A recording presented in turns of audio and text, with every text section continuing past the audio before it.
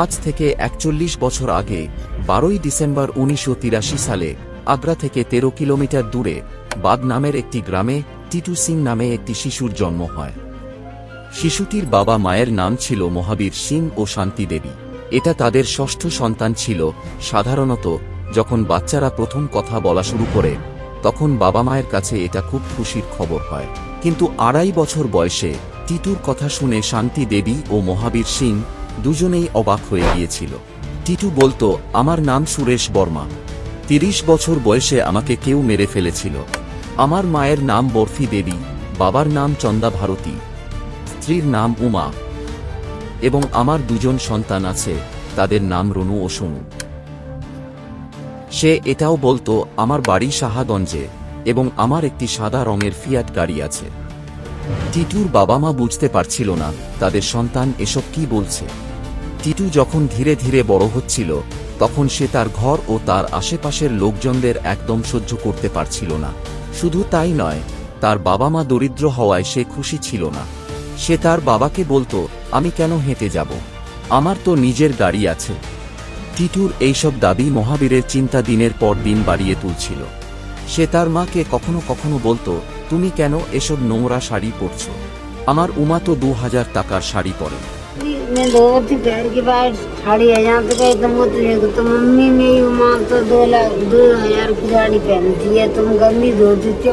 টিটু প্রায় তার রেডিও দোকানের কথাও বলতো। সে বলতো সদর বাজারে তার একটি রেডিও দোকান আছে।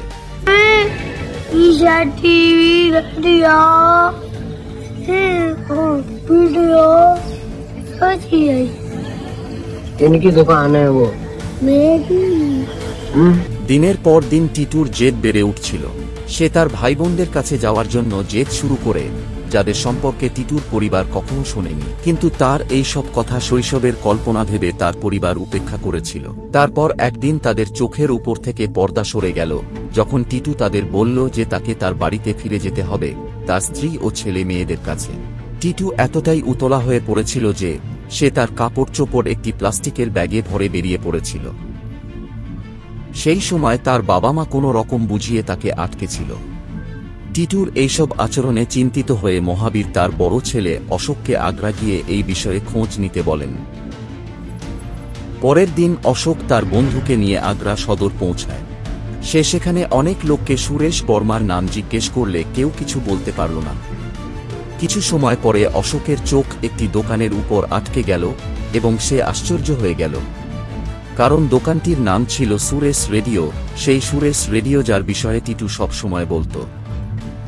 টিটুর কথাগুলো যাচাই করার জন্য অশোক ওই দোকানে যায় এবং সেখানে একজন মহিলাকে দেখতে পায়। ভেতরে গিয়ে অশোক ওই মহিলাকে প্রশ্ন করেন যে সুরেশ বর্মা কোথায়। তখন ওই মহিলা বলেন যে সুরেশ বর্মা তো অনেক বছর আগেই মারা গিয়েছেন এবং আমি তার স্ত্রী উমা। অশোকের পরে টিটুর ব্যাপারে সবকিছু জানায়, যা শুনে উমা আশ্চর্য হয়ে যায়। উমা অশোককে জানায় যদি এমন হয় তাহলে সে নিজেই টিটুর সঙ্গে দেখা করবে। এরপরে অশোক ও তার বন্ধু বাড়ি ফিরে আসে। অশোক বাড়ি ফিরে তার পরিবারকে সবকিছু জানায়, যা শুনে তার পরিবারের সকলেই অবাক হয়ে যায়। তাহলে টিটু যা বলছে তা কি সত্যি? এরপর মহাবীর এবং শান্তির দুশ্চিন্তা ক্রমেই বেড়ে উঠছিল। তাদের মনে হচ্ছিল যে টিটু হয়তো তাদের ছেড়ে চলে যাবে। পরের দিন সুরেশের মা বাবা, উমা ও ভাই টিটুর সঙ্গে দেখা করতে আসে। এর আগে টিটু কখনো আগ্রা যায়নি এবং সুরেশের পরিবার ও কখনো এখানে আসেনি। কিন্তু টিটু তাদের দেখেই চিনতে পারল এবং তার বাবাকে জড়িয়ে ধরল। এরপর সে জিজ্ঞাসা করে, রনু সোনু আসেনি কেন?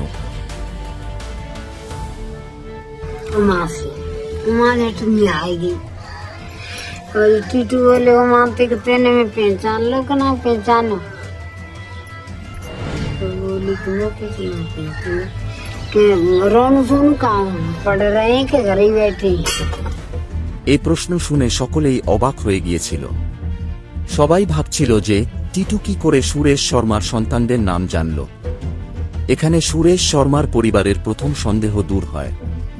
দ্বিতীয় সন্দেহ দূর হয় যখন টিটু রেগে জিজ্ঞাসা করে যে তারা ফিয়াট গাড়িতে করে কেন আসেনি। কিন্তু সুরেশের পরিবারের এখনো আসল প্রশ্ন বাকি ছিল। যখন তারা তাকে জিজ্ঞেস করবে যে তার হত্যা কিভাবে হয়েছিল, এতে স্পষ্ট প্রমাণিত হবে যে টিটু সত্যি বলছে কিনা, সত্যিই কি তার পুনর্জন্ম হয়েছে। টিটু তাদেরকে জানায় ওইদিন সুরেশ তার সুরেশ রেডিও দোকান বন্ধ করে বাড়ি ফিরছিল।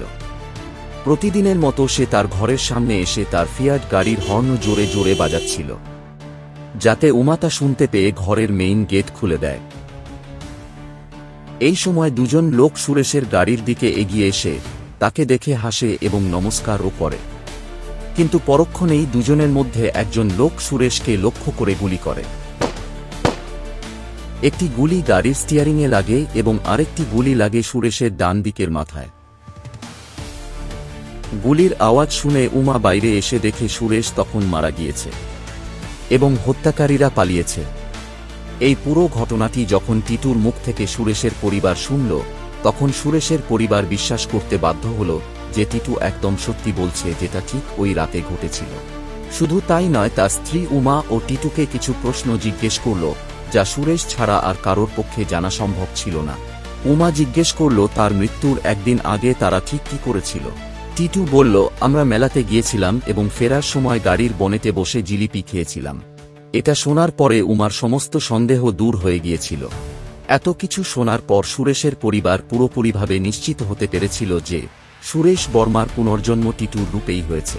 টিটুর পরিবারের সঙ্গে দেখা করার পর সুরেশের পরিবার তাদেরকে বাড়িতে আসার জন্য আমন্ত্রণ জানায়। কিছুদিন পরে টিটু তাদের সঙ্গে দেখা করতে যায়। টিটু তার নিজের দোকান অর্থাৎ সুরেশের দোকান চিনতে পারে কিনা তা পরীক্ষা করার জন্য তার বাবা পূর্ব পরিকল্পনা অনুযায়ী গাড়িকে খুব জোরে দোকানের সামনে দিয়ে এগিয়ে নিয়ে যায়। তখনই টিটু বলল, আরে আমার দোকান তো পিছনে থেকে গেছে।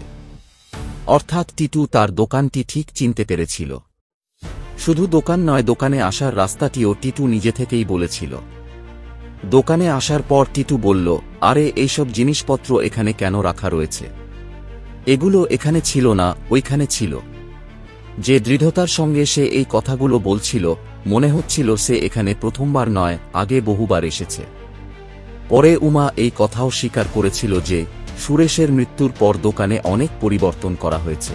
এরপরে টিটু তার নিজের ছেলেদেরকে চিনতে পারে কিনা তা পরীক্ষা করার জন্য 20 জন ছেলে মেয়ের মধ্যে থেকে রনু ও সোনুকে খুঁজতে বলা হয়। টিটু তৎক্ষণাৎ ওই 20 জনের মধ্যে থেকে রনু ও সোনুকে তুলে আনে এবং তার বড় ছেলেকে বলে, তুমি এখনো তোমার বাবাকে প্রণাম করনি কেন? আমরা আগেই জেনেছি যে সুরেশ বর্মার মৃত্যু হয়েছিল মাথার ডান দিকে গুলি লেগে। সর্বশেষ প্রমাণ অনুযায়ী এটা নিশ্চিত করা যায় যে টিটুই সুরেশ বর্মার পুনর্জন্ম, কারণ সুরেশ বর্মার মাথার ঠিক যেখানে গুলি লেগেছিল, টিটুর মাথায় একদম ঠিক একই জায়গায় একটি জন্মদাগ দেখা গেছে। বন্ধুরা, তোমরা এটাকে কি বলবে? এটা কি পুনর্জন্ম নাকি অন্ধবিশ্বাস? নিচের কমেন্টে লিখে জানিও। ভালো থেকো, আর আমাদের এই ভিডিওটি ভালো লাগলে অবশ্যই চ্যানেলটি সাবস্ক্রাইব করে দিও। দেখা হবে পরের ভিডিওতে।